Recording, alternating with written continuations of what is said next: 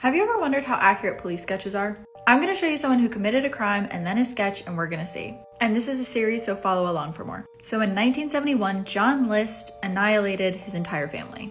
John had recently lost his job, but for a while he was pretending that he still had a job. He would leave his house in the mornings, but would spend the whole day just reading and not being at work. He knew his family would eventually catch on, so on November 9th, very slowly and methodically, one by one, he took the lives of his mother, his wife, and all 3 of his children. And then he disappeared to start a new life. That is, until 18 years later, when Frank Bender, a police sketch artist, debuted this clay bust of what he thought John would look like at this time on America's Most Wanted. He age progressed John 18 years from the last time he had been seen, and he even got his glasses right. The bust was so accurate that a man named Robert Clark would be arrested in Denver because his neighbors called in a tip to the FBI. John had been living under that name for 18 years. These 5 men have vanished after boarding a submersible to visit the Titanic. Last Sunday, 5 people boarded a submersible, which is kind of like a submarine in Newfoundland, Canada, but has lost contact with the operator only 1 hour and 45 minutes into the trip. The Titan was built for tourists to visit the wreck of the Titanic, which is located 12,400 feet underwater. It has 96 hours of oxygen available, which means that the people inside will run out of oxygen by Thursday. The Titan can reach 13,123 feet underwater, and it's operated using what looks like a modified game controller. The 5 people who boarded the Titan are known to be wealthy businessmen as well as a 19-year-old boy. But what's interesting to me is that everyone had to sign a waiver accepting that this submersible can potentially cause their death. The Titan only started taking people down in 2021, and it's been reported that there's been so many issues with this process. And keep in mind that it's not cheap to do this excursion. Everyone paid $250,000. Nevertheless, I hope the Titan is found and everyone is brought back home safe. Most unusual deaths in human history. Anthony Hensley was kayaking across a pond in Illinois when he accidentally got too close to a swan's nest. While trying to row away, he fell off his kayak and the swan drowned him underwater. A 14-year-old boy from Texas was playing hide-and-go-seek at 3 in the morning. While trying to run around, he couldn't see all that well and ran face-first into a bull statue. Wanting to reap the benefits of cold exposure, Chelsea Aki Salvacion decided to try out cryotherapy. However, during her session, the machine was set incorrectly, causing all oxygen to be eliminated inside the chamber, suffocating her to death. King Henry I died after eating too many lampreys, a type of jawless fish. In 2013, the corpse of 17-year-old Kendrick Johnson was found rolled up in a gym mat at his high school. Police originally concluded that he had tried to grab his shoe and became trapped, but in 2021, the case was reopened and is believed to be a murder. These are serial killers that got caught for being idiots. And yes, this is a series, so make sure you follow along. This is David Berkowitz, also known as the Son of Sam. He's best known for being the serial unaliver who believed that his neighbor's dog was telling him to commit the crimes. And he was really hard to catch. His attacks felt random and lacked pattern, other than the fact that a lot of his victims were women with long brown hair. But the thing that did this man in was that he parked illegally while committing one of the crimes. Cecilia Davis was out walking her dog one night when she saw a car being ticketed. And then out of nowhere, she sees this figure come towards her with what looks like a gun in his hand. She freaks out and runs away, but hears 2 gunshots get fired behind her. The next day, she learns that 2 people, Stacy Moskowitz and Robert Violante, had been shot in that area. So she calls the police and tells them everything she saw that night. The man with the gun, hearing the gunshots, and seeing the car with the ticket. And the cops did a real quick search through their database and found that the car had been registered to Berkowitz, who was already on their radar. And the second they went to question him about it, he confessed to everything.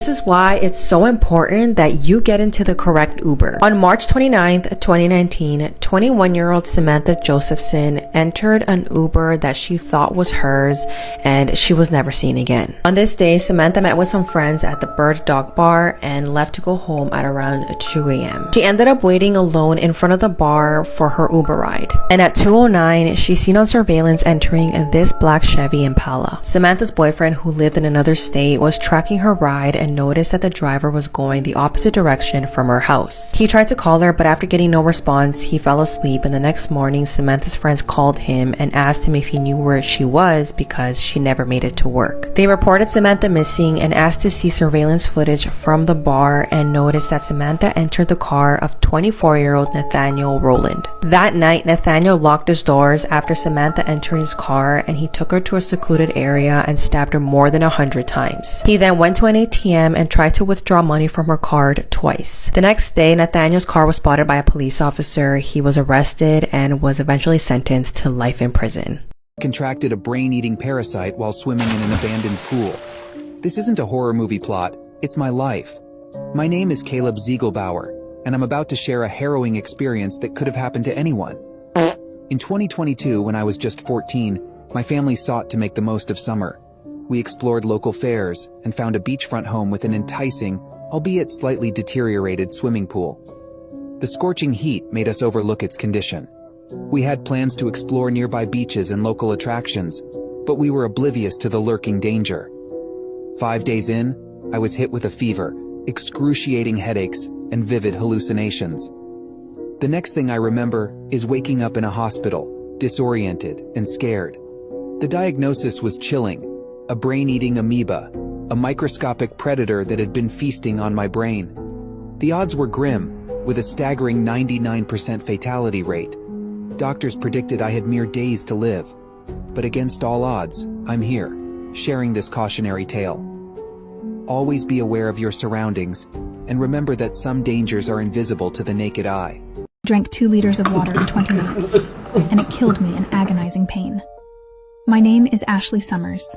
I was 35, blessed with a loving family, and had my whole life ahead of me. On July 6th, 2023, we decided to spend a day at the lake. The sun was shining brightly overhead, and the temperature soared past 32 degrees. After a day filled with laughter and games, we headed home. That's when everything took a turn for the worse. The heat had drained me. My head ached, and I felt dizzy. Thinking I was dehydrated, I opened the fridge and grabbed some water. Within 20 minutes, I had downed 2 liters.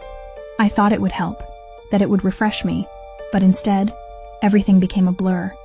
My legs gave out, and I blacked out. By the time help arrived, it was already too late. Water intoxication had caused my brain to swell. Doctors tried to explain that drinking such a large amount of water in a short time could be deadly. But how was I to know? Water is supposed to be good for us, right? Today, I want my story to serve as a warning. Water is essential, but like everything, it should be consumed in moderation. Don't make the same mistake I did. Take care of yourself and your loved ones. And remember, any excess can be dangerous. Subscribe for more stories. The Alphabet Murders are a series of unsolved child murders that happened from 1971 to 1973 in New York. And this case is really bizarre. So each of the victims of the Alphabet Murders' last names and first names started with the same letters. And they were all girls aged 10 or 11. Each girl was essayed before they were killed and then was murdered by either manual or ligature strangulation. So the first victim was Carmen Colon. Witnesses on the night that she died saw her running from a car on the interstate. She was frantically waving her arms and had nothing on from the waist down. She was later found in a gully, and to this day nobody knows who killed her.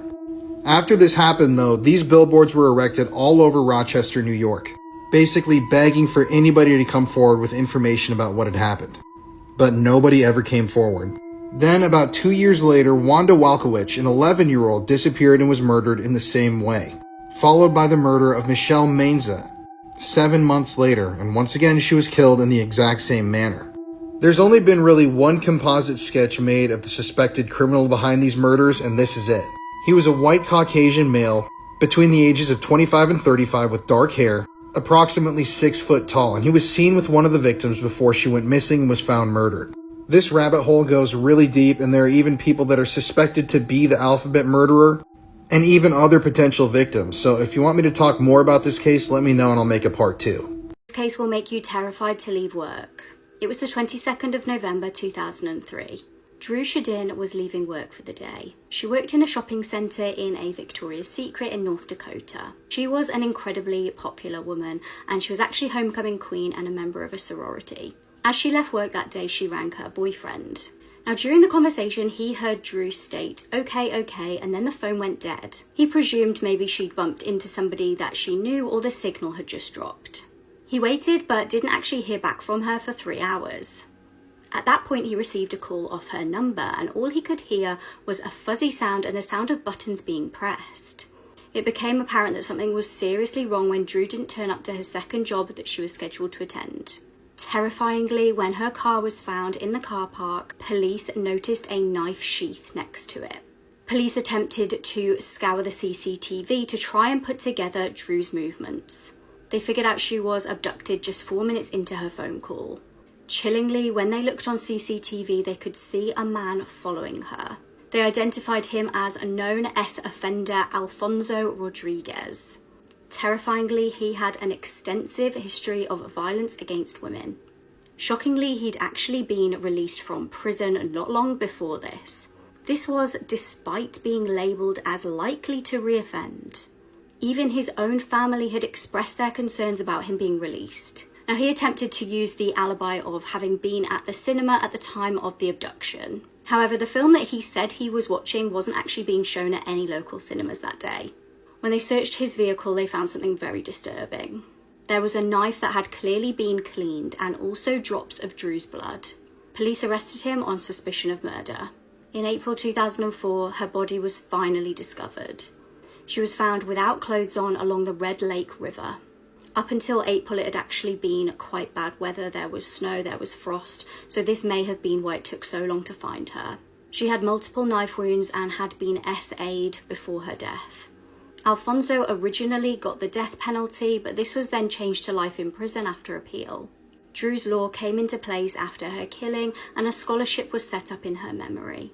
This teenager killed his teacher in the school toilets. Philip Chisholm was 14 years old. It was autumn 2013 and he'd recently moved areas. He'd been living in Tennessee and had to move to Massachusetts. His mum was going through a really difficult divorce, and at the time Philip was said to be quite reclusive. Colleen Ritzer was one of the teachers at his school. She was always positive and encouraging of students, and Philip was no exception.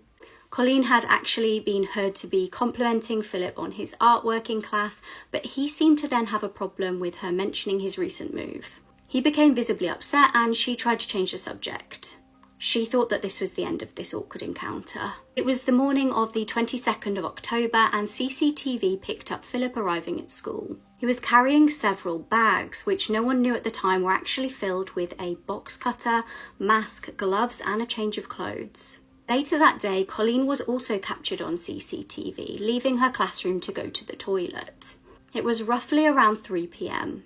Philip was again captured on CCTV, but this time he was following Colleen and pulling his hood up. Chillingly, he put gloves on and stalked her into the toilets. Stealing her phone and her bank card off her, he launched a hideous attack. He AR'd her and then stabbed her 16 times with the weapons he'd packed. A student even apparently walked in halfway through but saw a pile of clothes on the floor and presumed somebody was trying to get changed. Less than 10 minutes after following her into the bathroom, he left the school, got changed and came back wearing a white top.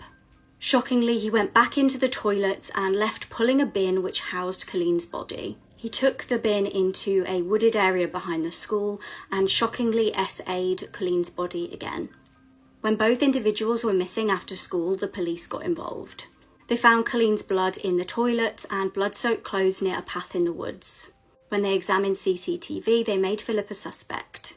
Meanwhile, Philip was using his teacher's bank card to buy a cinema ticket. When he left the cinema, he stole a knife from a shop and was then obviously stopped by police. They found Colleen's ID and purse on him, as well as the incriminating murder weapon. He admitted to police where he had buried her, and when police discovered Colleen's body, a note lay next to her. The note simply said, "I hate you all." He was tried as an adult and sentenced to at least 40 years in prison. This 000 call is absolutely horrifying. It's a call made by 26-year-old Jessica Camilleri after she'd just attacked her mother with 7 knives, taken off her head, and walked outside with it in her hand. Hello, this is Alison from Police Emergency. We just received a call from this number. Yes, I need you to get the ambulance and the police out here immediately. To which address? 128 St. Clair Avenue, please come. I need you. This is an immediate life or death situation. I grabbed the knife off her because I thought she was going to stab me, so I stabbed her back. And I was so heated up with anger, I just kept stabbing and stabbing and stabbing her, and I took off her head. Jessica suffers from multiple mental health disorders as well as ADHD and OCD. Her mother was trying to get her help after multiple incidents of Jessica assaulting people in public, pulling their hair, and threatening to shred their heads. She'd also made hundreds of phone calls to random numbers, saying things like, "I'll come to your house with a knife and shred your head to the neck." On this fateful night, July 20th, 2019, Jessica's mother Rita was at home with a younger relative, a little boy that hasn't been named due to his age. Jessica hated the fact that this younger relative was in the house, and her and her mother got into a heated argument. Jessica dragged Rita by her hair to the kitchen, grabbed a kitchen knife and began stabbing over and over. Each time one of the knives broke, she'd grab another and continue the attack. At one point, the 4-year-old child that was witnessing the attack actually tried to save Rita. He jumped on Jessica and hit her over the head with the lid of a toy box. She threw him off and actually slashed his cheek and his arm and hand in the process. She then continued the attack on Rita. Most of the blows were aimed at Rita's face, head and neck. She stabbed Rita through the eye socket, took off her nose and tongue, and then twisted her head clean off, walked outside with it in her hand, and went to a neighbour's house. She then made that 000 phone call, and when police arrived, she told them, "My mother's head is on the concrete over there. Can you sew it back on?" Jessica's trial began, and the court was played the 000 phone call as well as body cam footage that showed Jessica repeatedly asking police if they could bring her mother back to life and reattach her head. In 2020, Jessica was cleared of murder by a jury and instead convicted of manslaughter after her defence lawyers argued that she was impaired by a mixture of mental disorders. She was sentenced to 21 years with a non-parole period of 16 years. However, this year she appealed that sentence and she won. Her non-parole period was reduced, meaning she'll be eligible for parole in 2031 when she'll be 37. This case is literally the stuff of nightmares. This is Daniel LaPlante, and at just 16 years old, he terrorised 2 young girls while actually living in the walls of their home. Daniel was born in 1970 and had an extremely difficult upbringing. He was abused both sexually and psychologically by a lot of adults in his life, including his father, stepfather, and even his psychiatrist. His classmates described him as creepy and weird, and he was diagnosed with hyperactivity disorder, something that there was little support for in the 70s. At 16 years old, Daniel entered the home of the Bowen family in Townsend, Massachusetts. He'd become quite friendly with one of the daughters after phoning the house and striking up conversations with her over the phone before finally meeting face to face. She'd actually become really uneasy with Daniel as he had found out that her mother had died of cancer, and he was asking really inappropriate questions like had she suffered near the end and how it had made her feel. She cut contact, thinking that that was the last that she'd see of Daniel, but he managed to enter the home, cut a hole behind the dresser, and live in the walls of their house. While the girl's father was at work, they decided to use a Ouija board to try and contact their mother.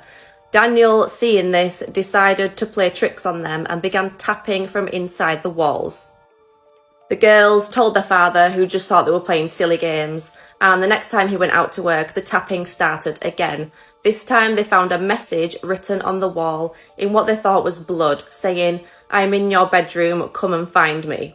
It completely freaked the girls out. They ran across the road to a neighbour's house, who then called their father, and he came home and again thought it was the girls playing tricks. Shockingly, this went on for almost a year, before finally the father came home one day to find the house completely ransacked, and Daniel was standing in the corner of the room in the mother's wedding dress with makeup on his face and holding a hatchet.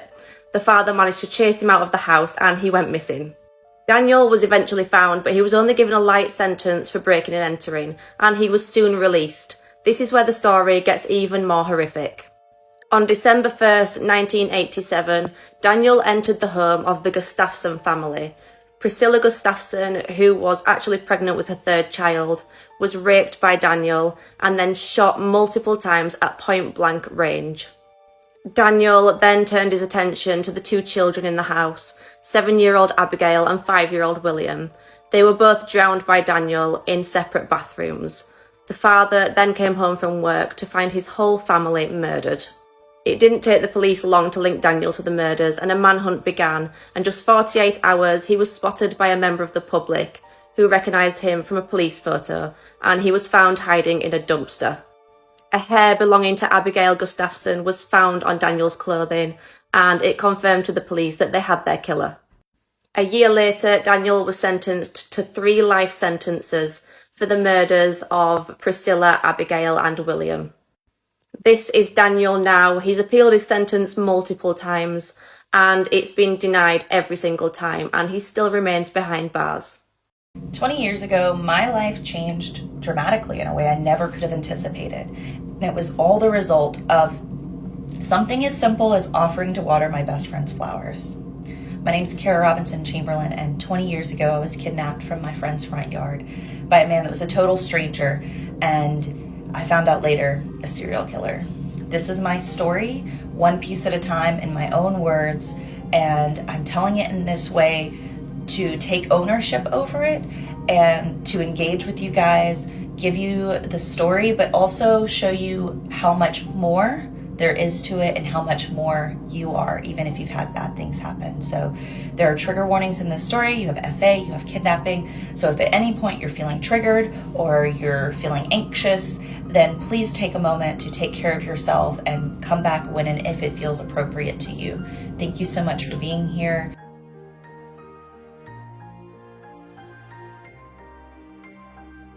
Do not watch this video unless you have a very strong stomach. This case and what this man did to his mum is truly sickening. On the 31st of August 2019, Margaret Sumney was unreachable.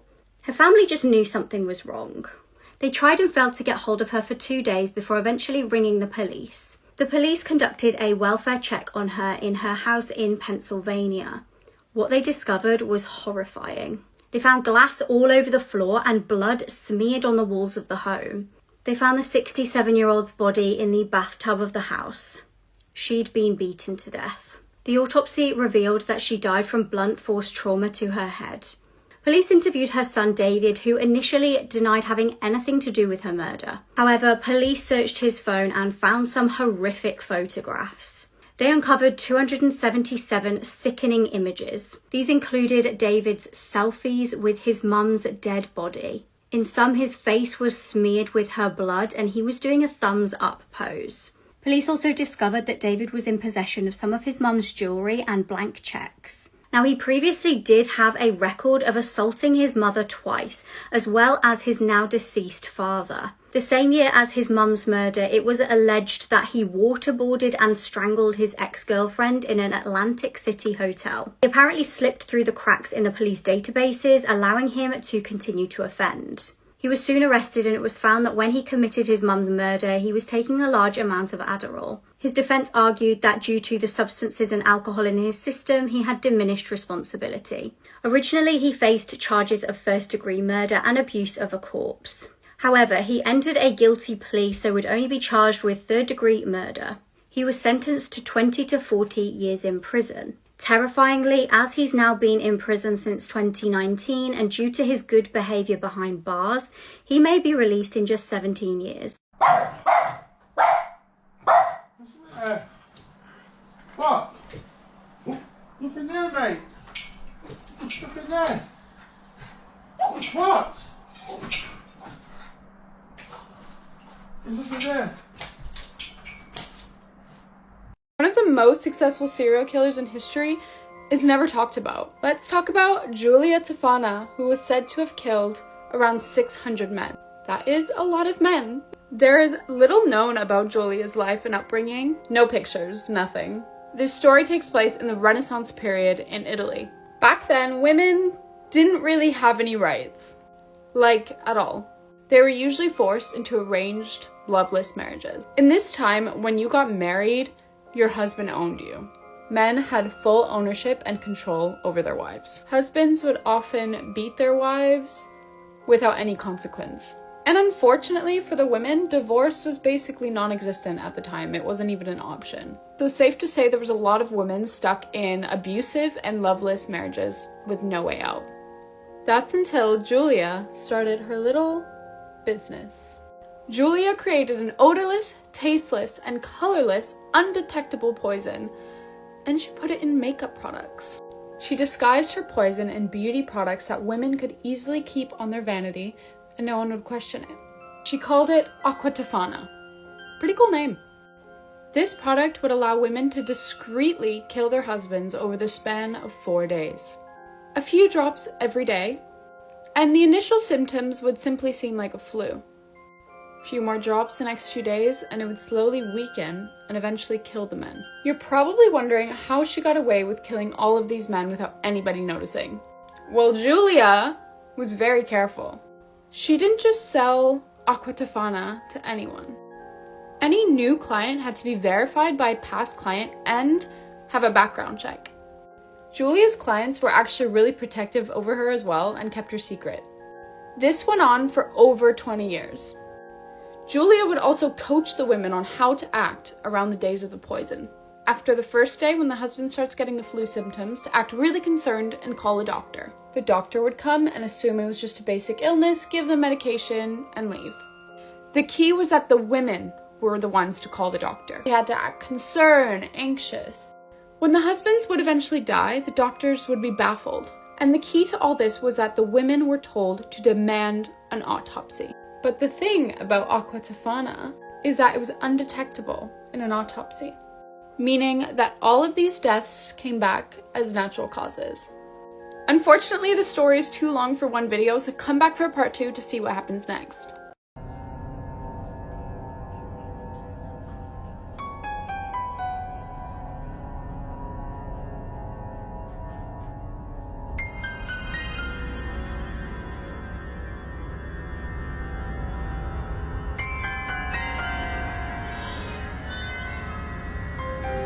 This is 20-month-old baby Isaiah.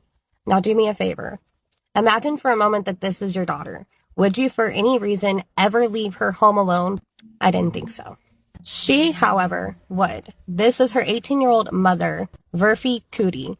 I don't know if I'm saying her name right, and frankly, I do not care. Between the months of October and December of 2019, Verfi had left Isaiah home alone a handful of times, at least 5 times, with the longest period of time being 2 days. So 2 whole days, this baby is home alone to fend for herself. Now, on December 5th, 2019, decided she wanted to go out and celebrate her 18th birthday, even though baby Isaiah had been sick with the flu. Verfi had even canceled plans with the family because of Isaiah having the flu. I guess she was just like, I don't want to take her out because she's sick, which, okay, that's, that makes sense. It probably would be best not to bring the baby out with the flu. Instead of asking someone to watch Isaiah, Verfi goes to celebrate her birthday with her boyfriend, leaving Isaiah in the apartment. Once again, she goes 50 miles to London, and there she lives it up. On the 7th, this is 2 days after leaving Isaiah in the apartment, she was seen at a concert and even asked the DJ to give her a shout out for her birthday. So it would not be until 5, almost 6 days later that Verfi would return to the apartment. So this is when she initially left the apartment on December 5th, 2019, which was a Thursday at 5:40 p.m. This is her returning home on December 11th, 2019, which was a Wednesday at 3:38 p.m. So all this time, Isaiah is just in the apartment by herself. When Verfi gets back into the apartment, she finds Isaiah unresponsive. And this is when she feels like it's a good idea to go on social media and tell her family members that Isaiah is just not doing well. At this time, Isaiah had already passed away. It would be 2.5 hours before Verfi would finally contact emergency services. And that's when they come and take Isaiah to the hospital, where she is pronounced deceased. So her cause of death was a combination of the flu as well as starvation. So just think about this. For exactly 5 days, 21 hours, and 58 minutes, this baby was by herself, sick, with the flu, no food, no water, no milk, no one there to change her diapers, which resulted in a really bad diaper rash. Obviously, I know of children that have sat in diapers for even hours at a time and have gotten really bad rashes. So you can just imagine how bad this baby had to suffer. But it doesn't end there. And her mom is obviously arrested, rightfully so. She's a piece of trash. I'm sorry to say it. But in November of 2022, she pleads guilty to manslaughter and receives only 9 years. 9 years in jail for leaving her daughter home while she's out dancing and having a good time. 9 years, and this woman gets to live a free life while her baby doesn't get to live her life. I'm sure she will never have to suffer as much as this baby has had to suffer, but I hope that in jail, she feels just a little bit of that. I hope they don't treat her very well in there. And I definitely feel like she deserves more than 9 years.